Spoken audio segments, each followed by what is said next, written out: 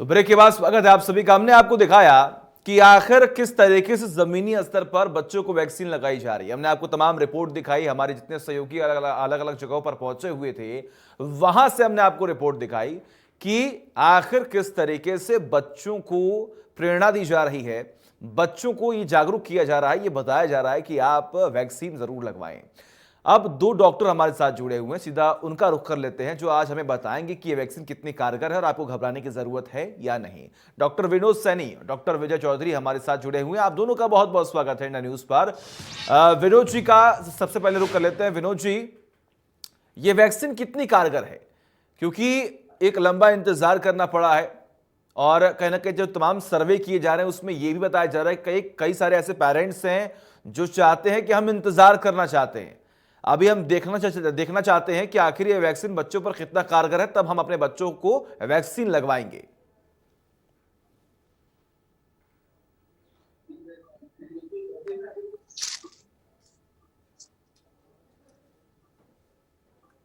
विनोद जी, क्या आपको मेरी आवाज मिल रही है?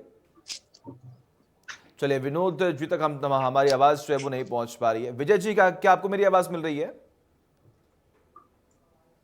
विजय जी, क्या आपको मेरी आवाज मिल रही है? चलिए, माफ कीजिएगा, तकनीकी खामी की वजह से हमारी आवाज किसी के पास भी नहीं पहुंच पा रही है। लेकिन लगातार हम आपको ये बताने की जरूर कोशिश कर रहे हैं कि देखिए, सावधानी बरतिए।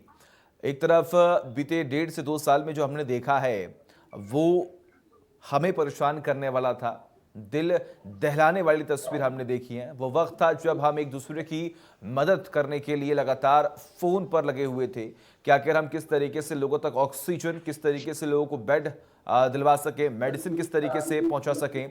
और कहीं ना कहीं आपने भी वो महसूस किया होगा, आपके पास भी तमाम कॉल्स आ रहे होंगे कि आप भी हमारी हेल्प करें। तो वो मंजर वापस से न आए, वो तस्वीरें हमें वापस न देखने को मिले, इसीलिए लगातार सरकार जो है वो लोगों से अपील कर रही है कि आप सभी लोग वैक्सीनेशन जरूर करवाएं, दोनों डोज लगवाएं। और अब बच्चों के लिए भी, यानी कि 15 से 18 साल के युवाओं को अब वैक्सीन लगाने की बात सामने आ रही है और वैक्सीन लग रही है। एक बार फिर से रुक करते हैं, हमारे जो डॉक्टर्स जुड़े हुए हमारे साथ, विनोद जी और विजय जी। विनोद जी, क्या आपको मेरी आवाज मिल रही है? विजय जी, क्या आपको मेरी बिल्कुल आवाज? जी जी, विनय जी, मिल रही है आपको मेरी आवाज? जी मिल रही है सर। जी विनोद जी, स्वागत है आपका इंडिया न्यूज पर।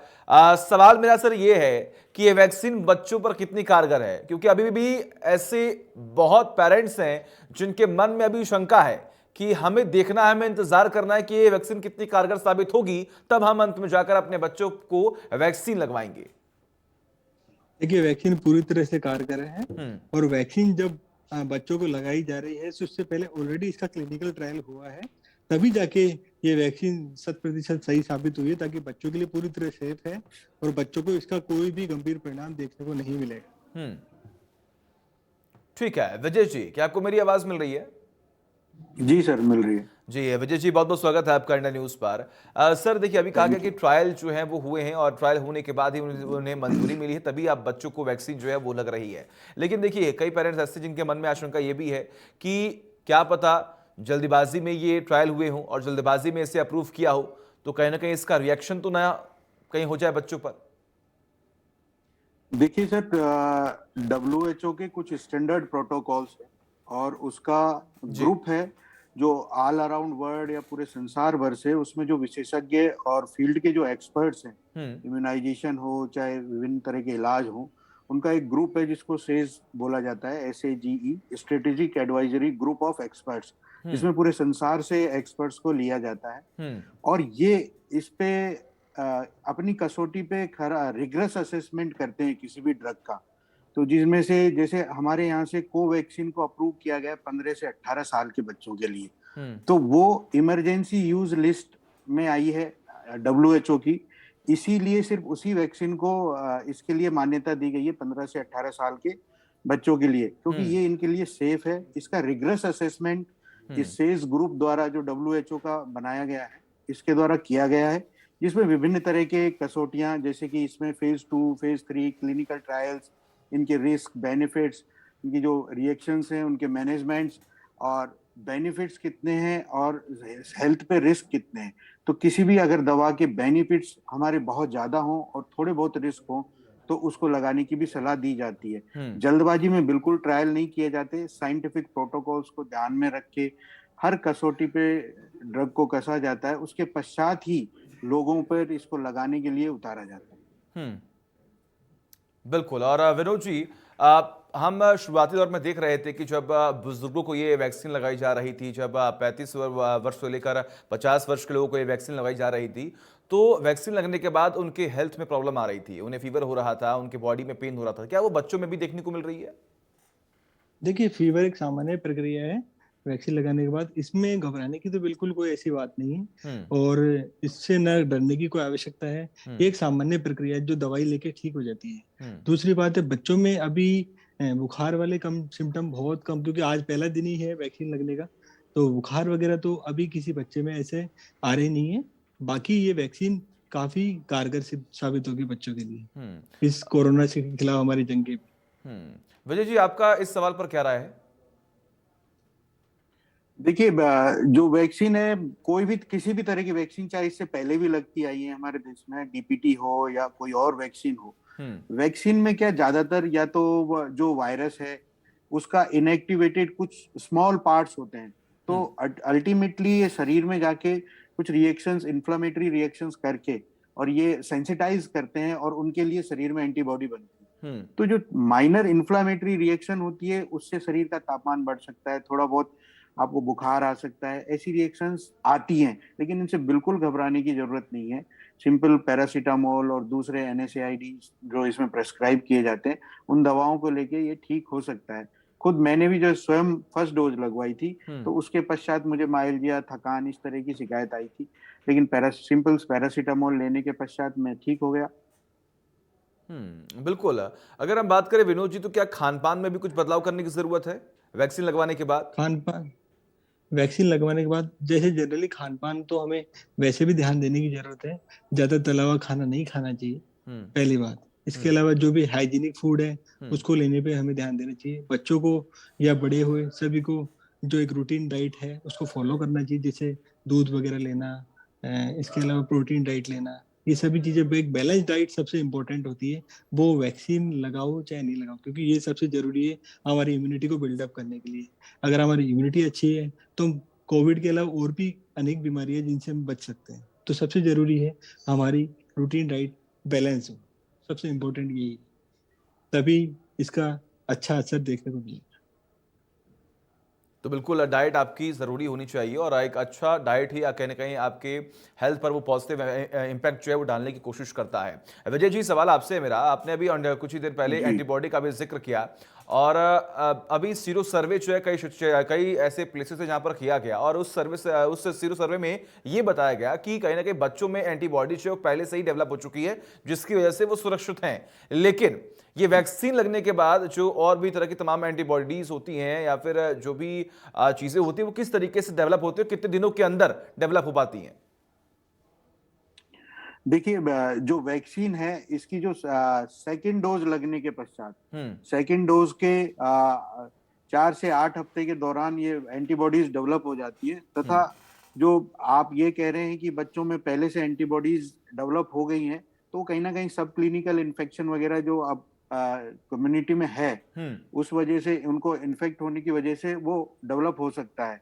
लेकिन रही बात वैक्सीन की, तो वैक्सीन इसलिए लगाया जा रहा है कि जिससे प्रॉपर डोज एक प्रॉपर इंटरवल पे मिले और सफिशिएंट मात्रा में, पर्याप्त मात्रा में एंटीबॉडीज डेवलप हो सके, जो कि कोरोना जो जिस सीवियरिटी के साथ आता है उसको कम करने में और कोरोना से बचाव में बच्चों की सहायता करेगा।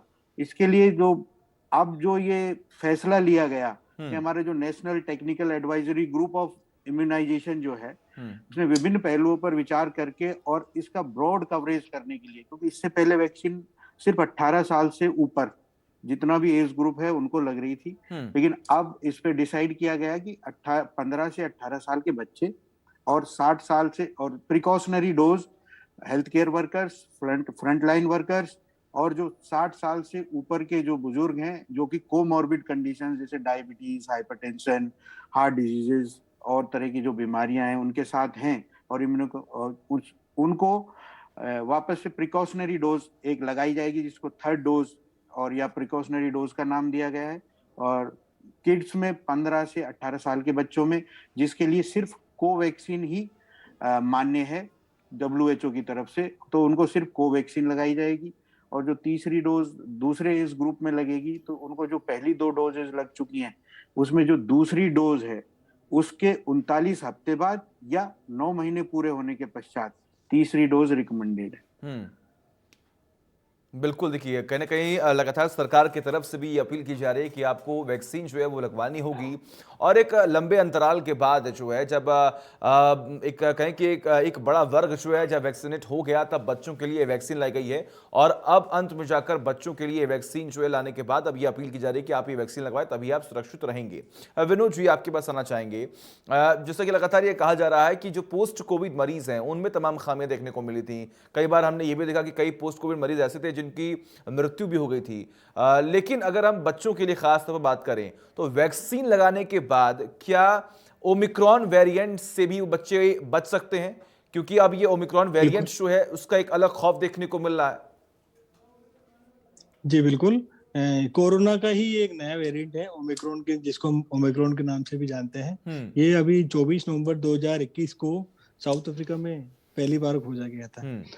अभी शुरुआती चरण में इसके कोई ऐसे घातक परिणाम नहीं आ रहे, बट सबसे इम्पोर्टेंट ये है कि हमें अलर्ट रहना पड़ेगा। क्यों? क्योंकि अगर इसमें म्यूटेशन हो जाए तो सेकंड जब लहर आई थी, दूसरी लहर, उसमें काफी घातक परिणाम हमें देखने मिले थे। इसलिए सावधानी बरतना सबसे ज्यादा जरूरी है। सबसे पहले आज भी हम देखते हैं कई ऐसे जैसे सार्वजनिक स्थानों पर लोग बाग बिना मास्क के निकलते हैं, जो सबसे गलत बात है। ना ही वो फिजिकल डिस्टेंसिंग की पालना करते हैं। तो ये जो एडवाइजरी जो हेल्थ मिनिस्ट्री ने जारी की है, उसको फॉलो करना सबसे ज्यादा इम्पोर्टेंट है। अब ओमिक्रॉन के बारे में हम कहना यही चाहेंगे कि भाई अभी से ही हम प्रयास करेंगे तो आगे जाकर इस भयानक बीमारी से हमें मुक्ति मिल पाएगी। ठीक है, बिल्कुल। विनोद जी, सवाल भी आपसे यही रहेगा कि ये ओमिक्रॉन वेरिएंट जो है, क्या ये वैक्सीन को धोखा दे सकता है? क्या वैक्सीन लगाने के बाद भी हम ओमिक्रॉन वेरिएंट से संक्रमित हो सकते हैं क्या? संक्रमित तो हम हो सकते हैं, लेकिन इसके माफ कीजिएगा विनोद जी, माफ कीजिएगा विनोद जी, ये सवाल आपसे नहीं, ये सवाल विजय जी से था। विजय जी। जी, देखिए सर, मैं कहना चाहूंगा कि आपको एक डेटा बताता हूं। लगभग 144 करोड़ के आसपास लोग हैं जो इंडिया में वैक्सीनेटेड हो चुके हैं, और 90% लोगों को पहली डोज लग चुकी है, और लगभग 62% लोगों को सेकंड डोज लग चुकी है। फिर भी ऐसे और भी देश हैं जिनमें 100% वैक्सीनेशन हो चुका है। उसके पश्चात भी वहां विस्फोट सुनने में आ रहा है संक्रमण का।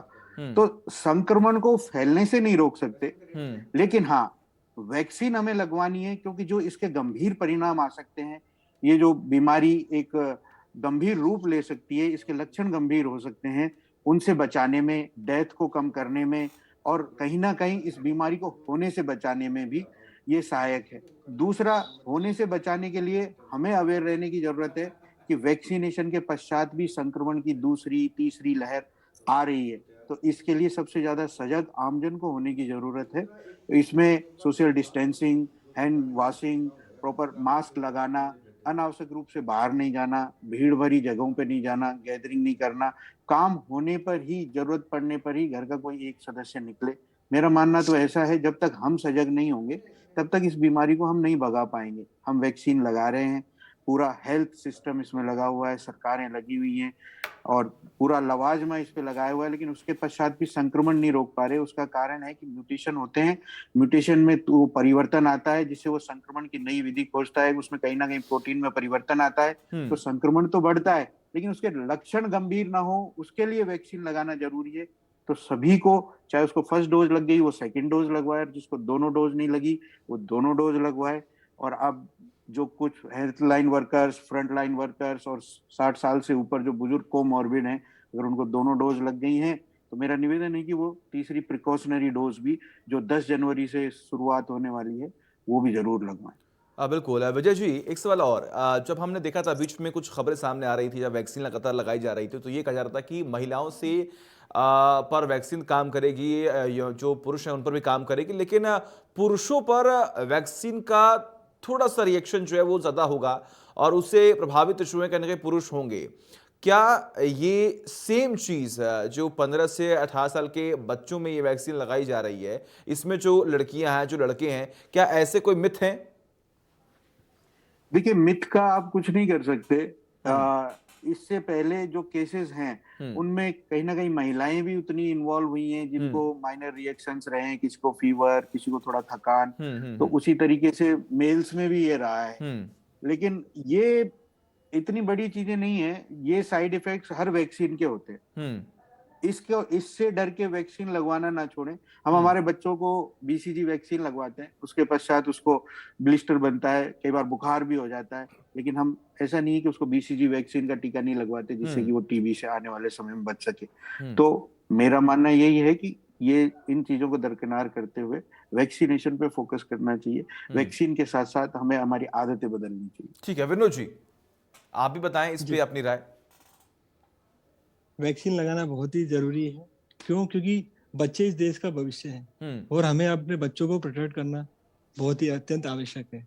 इसलिए उनको वैक्सीन लगाने के लिए प्रेरित किया जाए। माता पिता से मेरी मेरी ये एक प्रार्थना ही समझ लीजिए कि वो अपने बच्चों को वैक्सीनेशन सेंटर पे लेके आए और उनको वैक्सीन लगाने के लिए प्रेरित करें। क्यों? क्योंकि बच्चों जो 15 से 18 साल हुए या स्कूल जाने वाले जो बच्चे हैं, वो सुपर स्प्रेडर साबित हो सकते हैं कहीं ना कहीं अपने एडल्ट्स के लिए। लाइक ग्रैंडफादर, ग्रैंड मदर, नाना नानी हुए, इनके लिए वो सुपर स्प्रेडर साबित हो सकते हैं। इसलिए बच्चों को सबसे जरूरी है कि हमें प्रोटेक्ट किया जाए, ताकि हमारे जो एडल्ट्स हैं उनको भी इसका संक्रमण ना हो।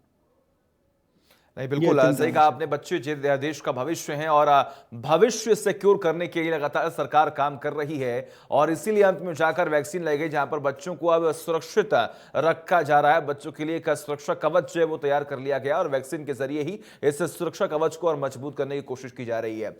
विजय जी, मैं चाहूंगा जरा आप जी एक बार ये विस्तार से बताएं कि ओमिक्रॉन वेरिएंट जो कि लगातार इतना फैल रहा है, एक खौफ का मंजर जो है वो देखने को मिल रहा है। सरकार ने भी अब तमाम पहलुओं पर काम करना शुरू कर दिया है। जो कह लीजिए कि इसे नाइट कर्फ्यू लगाना शुरू कर दिया है, तमाम चीज़ों को बंद करना भी शुरू कर दिया गया, प्रतिबंध लगाना शुरू कर दिया गया।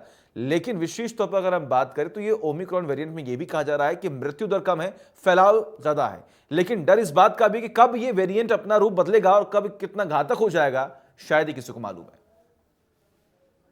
जी, बिल्कुल सही कह रहे हैं आप। हम्म, वायरस एक बहरूपीय की तरह है, हम्म, जो अपना रूप दिन प्रतिदिन बदलता रहता है। जी, उसमें म्यूटेशंस होते रहते हैं। वो हम्म, अपना एग्जिस्टेंस बचाने के लिए उसमें म्यूटेशन होते हैं। और ये जो ओमिक्रॉन वेरिएंट है, इसमें लगभग 50 तरह के म्यूटेशन हुए हैं, हम्म, जिनमें से अकेले 30 तरह के म्यूटेशन इसके स्पाइक प्रोटीन्स पे हुए। हम्म, स्पाइक प्रोटीन्स कहने का अर्थ है कि जो वायरस है, स्पाइक्स ये हैं जो हमारी होस्ट, यानी कि जो मानव में ये इन्फेक्शन करता है, तो उसकी जो कोशिकाएं हैं उनसे जुड़ने का कार्य ये स्पाइक प्रोटीन्स करती हैं। हम्म, तो इस संक्रमण को फैलाने का काम स्पाइक प्रोटीन्स करती हैं। तो अकेले स्पाइक प्रोटीन में से 50 में से 30 तरह के उत्परिवर्तन या म्यूटेशन हुए हैं, जिस वजह से इसका इन्फेक्शन तो ज्यादा हो सकता है। हम्म, और इस संभावना से भी इनकार नहीं किया जा सकता, जैसा कि आपने कहा सर, कि ये अपना रूप कब बदले। तो अभी संक्रमण ज्यादा है, लेकिन इसके गंभीर परिणाम अभी तक कहीं देखने को नहीं मिले हैं। ऐसे रिसर्च पेपर अभी आना बाकी है। तो जब तक कुछ रिसर्च आर्टिकल या इस पे कुछ प्रायोगिक तरीके से हम ना कह पाए, जब तक कुछ आर्टिकल नहीं आ जाते, कुछ भी नहीं कह सकते। तो ये अपना रूप बदलेगा, इस संभावना से भी इनकार नहीं किया जा सकता, क्योंकि आज से पहले अल्फा आया, डेल्टा आया, गामा आया, और फिर अब ओमिक्रॉन आ गया। डेल्टा ने जिसमें सबसे ज्यादा तबाही दूसरी लहर में मचाई थी। तो आने वाले समय में किस तरह का ये रूप बदले, उसे उससे इनकार नहीं किया जा सकता। लेकिन हाँ, हमें सावचेत रहना है और हमें एक सैनिक की तरह लड़ाई लड़ते हुए, पहले हमने डेल्टा को भी हराया, हमने उससे भी बचाव किया, तो आने वाले समय में ओमिक्रॉन से भी करना है। और हम्म। अगर इससे भी, इसमें कोई उत्परिवर्तन होकर किसी और तरह का वेरिएंट बनता है, तो उसके लिए भी हम हमारी सावधानी और जो समय समय पर हमारे टेक्निकल एडवाइजर ग्रुप्स जो हैं, सरकार के साइंटिफिक ग्रुप्स हैं, उनकी एडवाइजरी पर ध्यान देकर पालना करनी चाहिए। नहीं, बिल्कुल सही कहा आपने। देखिए, तमाम जो एडवाइजरी लगातार जारी की जा रही हैं सरकार द्वारा, उनका तो पालन हमें करना ही है। विनोद जी, आपसे भी यही सवाल है कि क्या लगता है क्योंकि देखिए आप विजय जी भी कह रहे हैं कि ये वेरिएंट है, एक बहरूपी की तरह है, कभी भी म्यूटेट होंगे और एक बार फिर से घातक रोग जो है वो अपना सकते हैं। लेकिन दावे बहुत किए जा रहे हैं, दावे ये कहे जा रहे हैं कि नहीं ये इतना खतरनाक साबित नहीं होगा, आप वैक्सीन लगाए तो आप बच सकते हैं। लेकिन हमने देखा है किस तरीके से सेकेंड वेव में जो स्थिति थी उसे संभलना कितना मुश्किल हो गया था।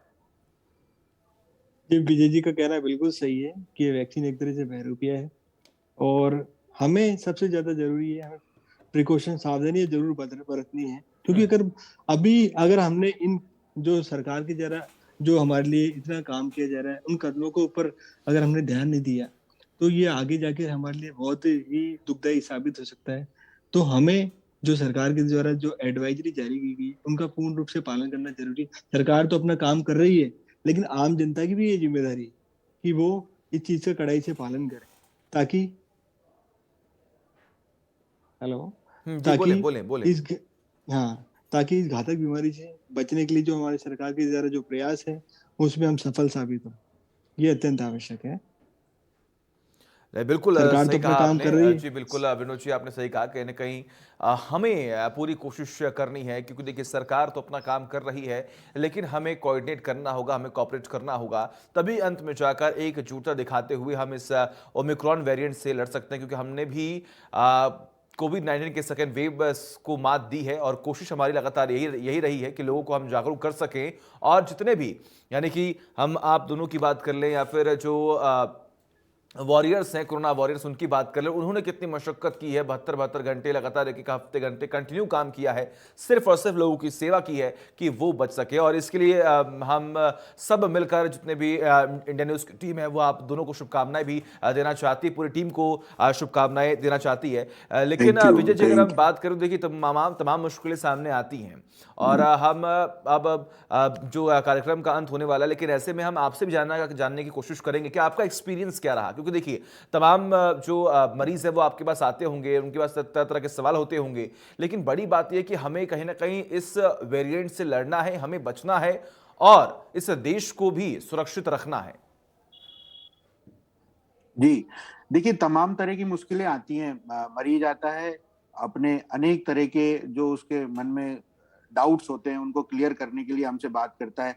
दूसरा, जिस तरीके से हमारे आइसोलेशन वार्ड थे, सिर्फ उनमें चिकित्सक, पैरामेडिकल स्टाफ, मरीज के हम किसी भी अटेंडर को वहां रुकने नहीं देते थे। तो मरीज के साथ जो संपर्क होता था पीपीई किट पहन के चिकित्सक और पैरामेडिकल स्टाफ का होता था। तो जब सुबह हम राउंड लेने जाते थे और आईसीयू में जो गंभीर मरीज भर्ती होते थे दूसरी लहर के दौरान, तो सबसे पहले उनसे एक कुशल क्षेम पूछी जाती थी। उससे एक बिल्कुल सहृदयता से एक कंफर्ट लेवल दोनों के बीच में स्थापित करके बातचीत का एक अच्छा लेवल बनाते हुए फिर धीरे धीरे उनकी बीमारी की ओर, उनके लक्षण, आज उनकी प्रोग्रेस कल की तुलना में कैसा है, और उनसे बात करके उनका जो विशेषता इस बीमारी में, वो अकेलेपन में एक अलग तरह के डिप्रेशन के भी शिकार हो जाते। तो हमारा पहला मकसद यही रहता था कि ट्रीटमेंट बीमारी का करना है, लक्षण जितने सुधर रहे हैं उस हिसाब से जो बचे हैं उन लक्षणों का करना है, लेकिन साथ में इनको एक अवसाद से भी बचाना है। एक आइसोलेशन की स्थिति में जो ये परिवार से दूर है, वो एक परिवार की दूरी भी इनकी मिटानी है। तो हमारा ठीक है, संपूर्ण स्टाफ, चाहे वो वार्ड बॉय से चिकित्सक, सबने जी जान लगाकर अपनी मेहनत से, बिल्कुल किसी बिल्कुल ने विनोद खाना जी और खिलाया, विजय जी, आप किसी ने दोनों का बहुत उसका बहुत शुक्रिया। साफ सफाई। आपने दोनों ने अपनी बात रखी और हमें बताने की कोशिश की, जितने दर्शक हमें देख रहे हैं, कि आखिर आप किस तरीके से इस वायरस से बच सकते हैं और ये वैक्सीन बच्चों के लिए बेहद जरूरी है। एक ब्रेक।